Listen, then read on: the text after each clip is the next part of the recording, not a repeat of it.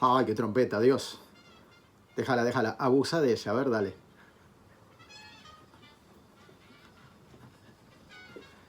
¡Qué batería! ¡Qué piano! ¡Qué bajo! ¡Qué saxo! Un quinteto maravilloso. Todo esto nos permite darle un marco a Historias en Radio todos los viernes. Sí, sí. Salt Peanuts, Salt Peanuts. Manisalado, manisalado. ¿Eh? Es picante el tema. Sí, es un tema en vivo. Tocado en Toronto. ¿Cuándo? Mayo 1953. Escuchen esto, es genial.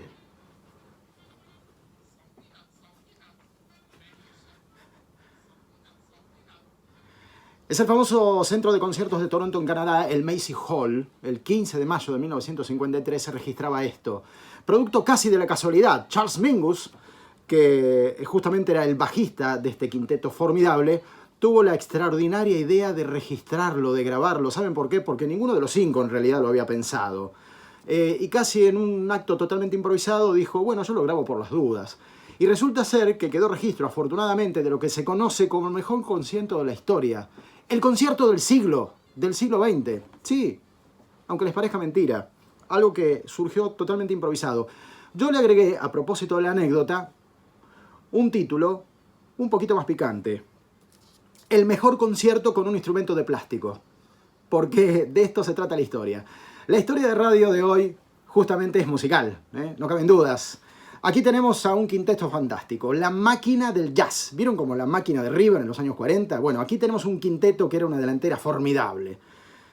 Charlie Parker, Dizzy Gillespie, Charles Mingus, Bud Powell y Max Roach. Ahí tenemos saxo, trompeta, bajo, piano y batería.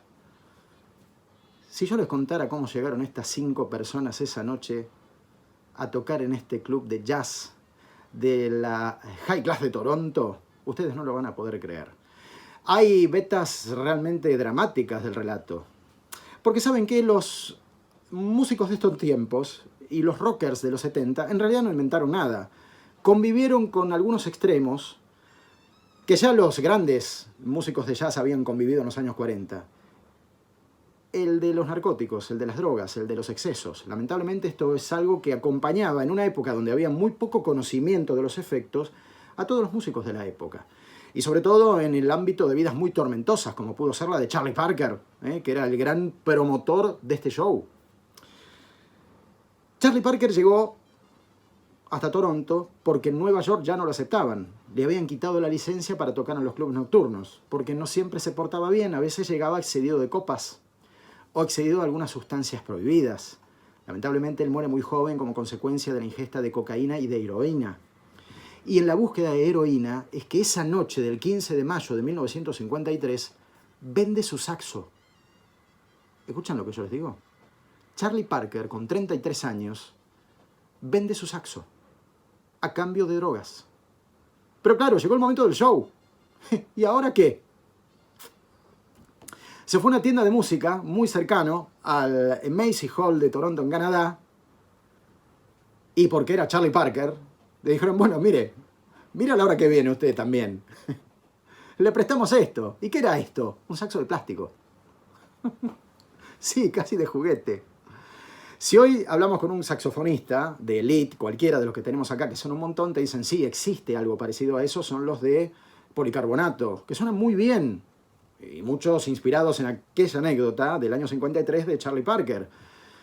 Pero imagínense que lo que hoy llamamos policarbonato, con todo un trabajo y una tecnología aplicada, en los años 50 no era lo mismo que ahora. Había que sacar una nota de ahí. Entonces todos dijeron, ¿cómo va a ser este hombre en el estado en el que está para hacer un concierto de las características que quiere? Peor que eso, estaba recontra, mega, archi peleado con Gillespie. Eran River Boca. Casi que se odiaban, pero no podían dejar de tocar juntos. Como si esto fuera poco, Bud Powell, que era el pianista, escúchalo, es este, escúchalo.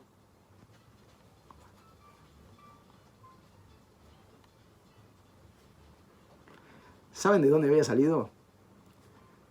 Horas antes de tocar en este concierto, de un neuropsiquiátrico. Uno peor que el otro.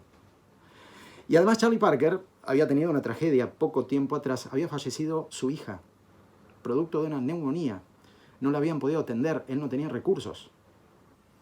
En este contexto salieron al escenario. Un escenario increíble, porque Charlie Parker, ya con su saxo de plástico, empieza a buscar las primeras notas y ¿saben qué? Se da cuenta que le faltaba algo, el alcohol, el whisky. Y había un bar frente al Macy Hall que se llamaba Silver Rain, que le permitió cruzar, ir a buscar 2 medidas de whisky y volver. Ahora, ¿ustedes pueden creer que esto haya sido el concierto del siglo? Ustedes saben que esto fortaleció mucho más que nunca un género que hasta el momento estaba en pleno desarrollo y dijeron, no, esto es el bebop.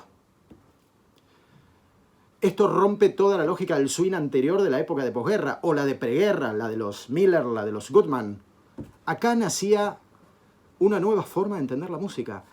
Entre 5 músicos, que entre los 5 no hacían uno. Y además, Charlie Parker tenía un instrumento plástico. Una cosa increíble. Tenían además la mala suerte de que esa misma noche, peleaban por el título de los pesados, Rocky Marciano y Jersey Joe Walcott. Era tan popular el boxeo en los Estados Unidos que nadie quería ir a ver el show de Charlie Parker. Había plazas para 2.500 personas. Vendieron 700 tickets. No eran épocas de streaming. El promotor del concierto le dijo, o ustedes hacen algo bien o no vuelven nunca más. E hicieron lo mejor posible. Y esta pieza aparece de manera casi inédita muchos años después porque Mingus, el bajista, conservó algunas de las grabaciones que hoy se remasterizaron y se pueden escuchar, como Salt Peanuts, que es lo que estamos escuchando en este momento. Uno va hoy a las enciclopedias de música, cualquiera sea el género, y si no pasa por el 15 de mayo de 1953, no entendió nada. Hay un antes y después de esta fecha. Hay un antes y después de Macy Hall en aquella fría y lejana Toronto de Canadá.